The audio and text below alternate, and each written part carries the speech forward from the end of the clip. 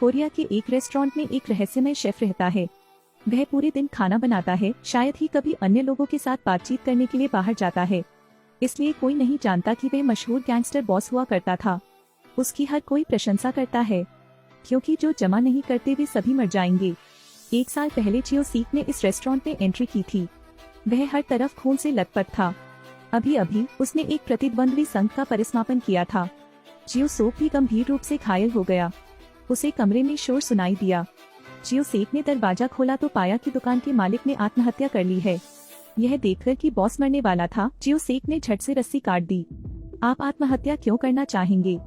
पता चला कि मालिक की बेटी की मौत हो गई थी, क्योंकि दुख ने उसे सोचने पर मजबूर कर दिया। चलो अच्छी तरह से रहते हैं। जियो सोक भी अपने वर्तमान जीवन से निराश था। मालिक को दिलासा देने के बाद उसने रसोइये के रूप में रहने का फैसला किया। आमतौर पर जीवन बहुत शांतिपूर्ण होता है। कामकाजी दिन, शाम बिल्लियों की देखभाल करना। जीवन इतना आसान है, जब तक एक आदमी डिलीवरी मैन के रूप में काम करने नहीं आया। रेस्टोरेंट के मालिक ने उसे काम करने के लिए स्वीकार किया, साथ ही खाने और रहने का भी इंतजाम किया। लेकिन यह TLL पर्सनैलिटी बेहद ही अनियंत्रित है। उसने जियो सोक को नाराज कर दिया।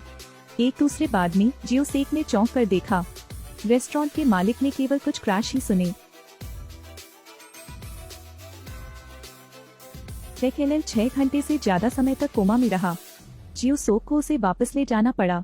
TLL ने दिवास्वप्न देखा और देखा कि जियो सेओक उसे प्यार से देख रहा है। एक पल के लिए TLL जाग गया था, लेकिन खर्राटे क्यों लेते हैं? यह पता चला कि जियो सोक अपनी आंखें खोलकर सोया था। उसकी यह आदत है। ठीक उसी तरह टीक जियो सेओक के परिवार में शामिल हो गया। साथ रहने के बाद टीक का पता चला जियो सोक ने शायद ही कभी मार्शल आर्ट का इस्तेमाल किया हो। वह नाचने का अभ्यास करने लगा। हर दिन वह बैंड के साथ कांपता खड़ा रहता था, आंखों के लिए बहुत गर्म। सागौन अब और नहीं देख सकता। नाचना बंद करो, मत, अब और मत नाचो। मेरी मूर्ति का अपमान मत करो, कमीने। कार खाकर सागौन फिर से लुढ़क जाएगा। सागौन रात को सो नहीं सकता। उसने गुमान को छत पर आमंत्रित किया, जो एक शिपर भी है। वे बात कर ही रहे थे कि उन्होंने जियो सोक को देखा। अब सागौन जियो सेक से डरेगा। इसी दौरान एक लड़की सड़क पर दौड़ती हुई नजर आई, जैसे किसी का पीछा किया जा रहा हो। बहुत जल्दी एक कार ऊपर चली गई। 2 लोगों ने युवती को पकड़ लिया। पता चला कि ये दोनों तस्कर हैं। ठीक अब और नहीं रख सकता था। वे महिलाओं को धमकाने क्यों जा रहे हैं? सागौन खत्म हो जाएगा। फिर उसे बुरी तरह पीटा गया। यह नाम वापस नहीं आता है। सागौन जियो सेक को बुलाएगा। जियो सोक ने अभिनय किया जैसे उसने इसे नहीं देखा। गुमान बचाव के लिए आया। इसे मेरे लिए रोको।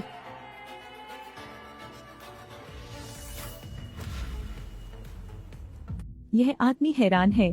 क्या अपने ही इतने दुष्ट हैं? पड़ोसी बातें करने लगे। ये दोनों नाम कार्य करने के लिए सुविधाजनक नहीं है। मुझे आपके चेहरे पहले से ही याद हैं, बस प्रतीक्षा करें। उनके जाने के बाद लड़की को वापस रेस्टोरेंट ले जाया गया। क्योंसू एक अनाथ है, कभी फुल कभी नहीं। भागने के दौरान जूते भी गुम हो गए, लेकिन कुयांगसू ने भी भीख नहीं ली। क्योंसू रेस्तरां से बाहर चले गए। अचानक उसे कुछ लगा। सागौन अपने जूते क्योंसू को फेंक देंगे। यह सेकंड हैंड जूता है, लेकिन अभी क्योंसू को इसकी सबसे ज्यादा जरूरत है। तब ठीक जियो सेक से बदला लेगा। उन्होंने जियो सेक को कायर होने के लिए डांटा, लेकिन जियो सेक का पर्दाफाश होगा, इसलिए ज्यादा परेशानी। फिर सागौन माल देने जाएगा। आमतौर पर वह सिर्फ मैला है, लेकिन उसका काम किसी से कम नहीं है। 1 महीना बहुत जल्दी बीत गया। सागौन वेतन राशि मिलेगी। यह वास्तव में अर्थपूर्ण है। जियो सोक जानता था कि ताइक घर से भाग गया था और उसकी माँ अभी भी घर पर थी। उन्होंने TLL को घर जाने की सलाह दी। मैंने आपको पहले ही कहा था, मेरी माँ और मेरे बीच बहस हुई थी। जियो सेक ज्यादा कुछ नहीं कहना चाहता था, इसलिए सागौन LL आ।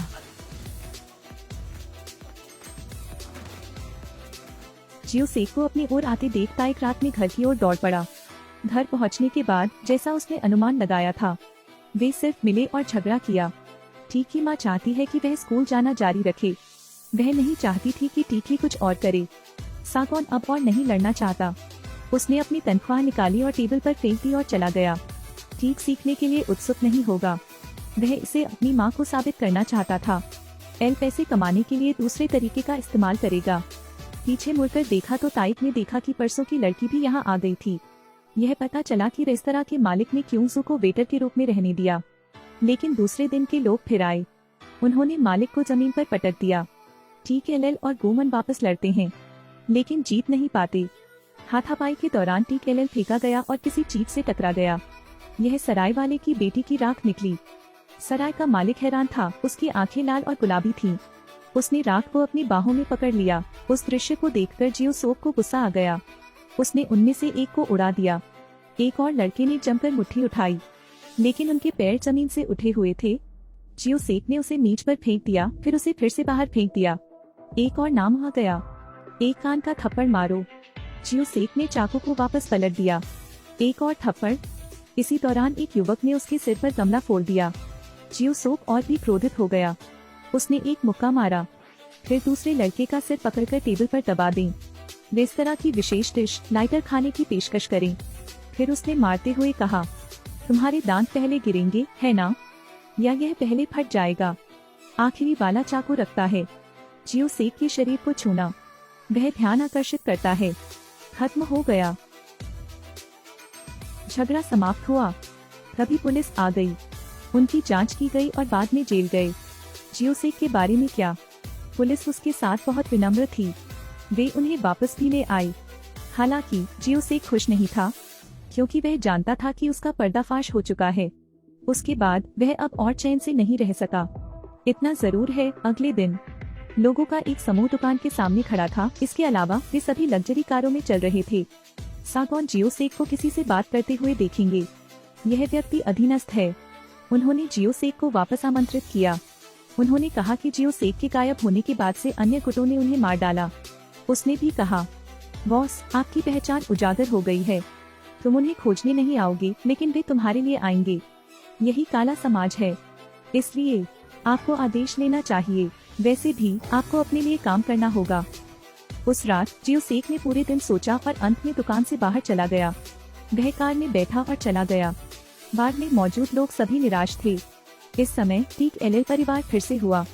TKLL की मां एक सुशी रेस्तरां खोलना चाहती थी, लेकिन उसे धोखे से लोन शार्किंग में डाल दिया गया। वे ठग घर आने वाले हैं।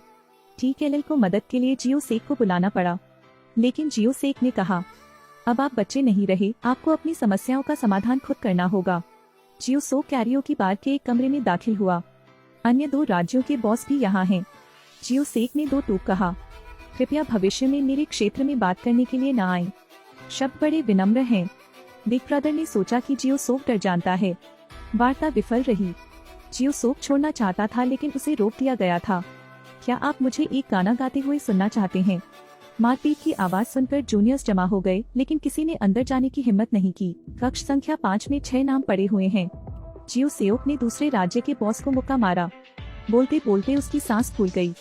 खाना भूनने से ज्यादा मुश्किल लड़ाई है। इस तरफ TKLL के दरवाजे पर मुसीबत आ खड़ी हुई है। साहूकार माँ बेटी का आखिरी पैसा चुराना चाहते थे। यह वह वेतन है जो टीक अभी अभी अपनी माँ को देगा। उन्होंने टीक को नीचे धकेला और उसके चेहरे पर लात मारी। पर्याप्त पैसा नहीं है। अगले दिन हम फिर आए। उसने पैसे लिए और चला गया। TKLL की माँ, जो आमतौर पर बहुत शांत रहती है, अचानक खड़ी हुई और बाहर चली गई। कातिल आँखें। अपनी युवावस्था में TKLL की माँ एक उत्तम दर्जे की वॉलीबॉल खिलाड़ी थी। गैर आक्रामक का मतलब कमजोर नहीं है। TKLL की माँ दौड़ी और फिर ठग के चेहरे पर थप्पड़ मारने के लिए स्वर्ग जैसी हथेली छोड़ी। वह युवक मौके पर ही बेहोश हो गया। उसने वह पैसा उठाया जिसके लिए उसके बेटे ने कड़ी मेहनत की थी। क्या मैंने तुम्हें जाने के लिए नहीं कहा था? मैंने तुमसे कहा था कि मैं भुगतान करूंगा। जियो सोक अब कैरियोकी बार से बाहर निकलने के लिए संघर्ष कर रहा था। सड़क पर चलते समय उसने घाव को पकड़ रखा था। लड़के वाले उसे लेने आए। रॉब जमाना, आप यहाँ क्यों आए थे? उसे अभी भी नहीं पता था कि जियो सेक ने अपने दम पर सब कुछ संभाल लिया था। जियो सोक गंभीर रूप से घायल हो गया और राज्य वापस नहीं आया, बल्कि एक रेस्तरां में गया। उसने अपनी खूनी कमीज पहनी और खाना बनाने के लिए रसोई में चला गया। जियो सेक ने कहा, मैं अब ऐसा व्यक्ति हूँ। मेरा मतलब है, अब मैं सिर्फ शेफ बनना चाहता हूँ। उन्होंने सभी एहसानों का भुगतान भी किया। बाउल नूडल्स खाने के बाद वे अब सेक्स नहीं करेंगे। वास्तव में मजबूत अपने भाग्य को अपने हाथ की हथेली में रखेंगे, चाहे वह हर जगह लड़ने वाला बूढ़ा हो या रसोइया। बस शांति से जियो।